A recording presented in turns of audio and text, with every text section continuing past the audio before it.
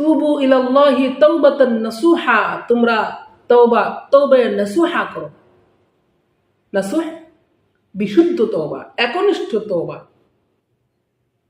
আল্লামা ইবনে কাসির রাহমাতুল্লাহি আলাইহি এই আয়াতের তাফসীর করতে গিয়ে তিনি বলেন, তাওবাতান নাসুহা আই তাওবাতান সাদিকাতান জাযিমাতান, সত্য তওবা, দৃঢ় তওবা, যেখানে কোনো ধোঁকার রেশ থাকবে না, যে এখন তওবা করে নিচ্ছি পরে আবার গুনায় লিপ্ত হব, এই ধরনের আল্লাহর সাথে প্রতারণা, ধোঁকাবাজির কোনো রেশ মাত্র থাকবে না। সেটাই হচ্ছে একনিষ্ঠ তওবা, তওবায়ে নাসুহা। হযরত ওমর রাদিয়াল্লাহু তাআলা আনহু থেকে একটি riwayat সেখানে উল্লেখ করেছেন আল্লামা ইবনে কাসির রাহমাতুল্লাহি আলাইহি।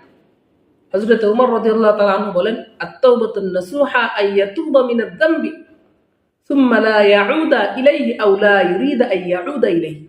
তওবা নাসুহ